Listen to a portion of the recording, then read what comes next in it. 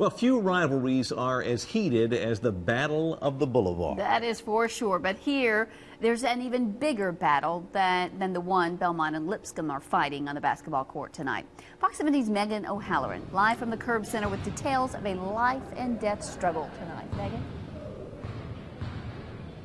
Well, Betty Wiseman brought women's basketball here to Tennessee nearly 50 years ago, but tonight she's fighting a battle bigger than any she's ever had on the hardwood. But she's going through this journey while inspiring a whole new generation.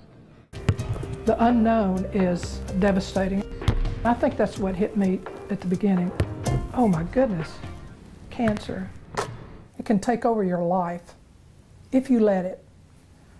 And I said to cancer, you may invade my body, you can try to take over my mind and my emotions, but you will not control my spirit. She's 70 years old, but Betty Wiseman's youthful spirit is keeping her strong these days as she faces her toughest opponent ever, breast cancer. If I said it was easy and piece of cake, I'd be lying. So I'm going to be honest with you, that I'm very weak right now.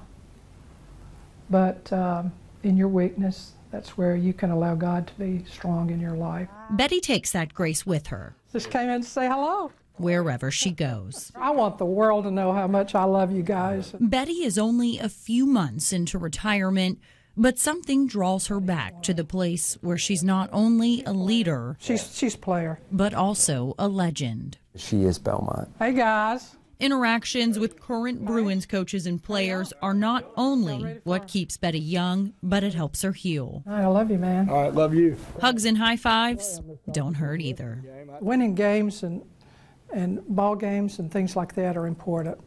But when it comes down to it, it's people. The best way I can describe her is literally an extension of God. So God, we've put some things on paper and we just ask that you take it from here. Despite the fact she hasn't coached a game in 29 years, Betty is still a mentor and an inspiration to current coaches. Her legacy is one that I'm hoping to carry on with our players. We can never give back to her what she's given to us.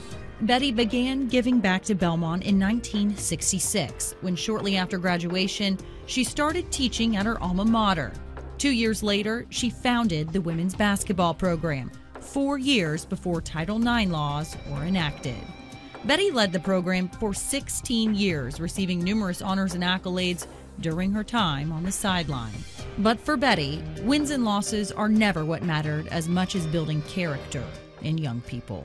I hope that I've made a difference, even during these days and weeks and months, in my weakest moments. Where do you see us going? And now she leans on her Belmont family as well as her faith, realizing after a recent conversation with her pastor that anything is possible. He said, Betty, I think you're going to do your best teaching through this journey.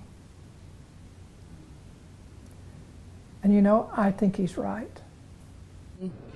And what an incredible woman. And Betty was actually diagnosed with cancer in February. She had surgery in March, underwent 7 weeks of radiation. She recently retired in May. She says she thinks that she's healed from the cancer. We asked her how she's feeling physically. She says that she's getting there. We, of course, wish her the best of luck in her recovery. We're live from Belmont tonight. Meagan O'Halloran, Fox 17 News.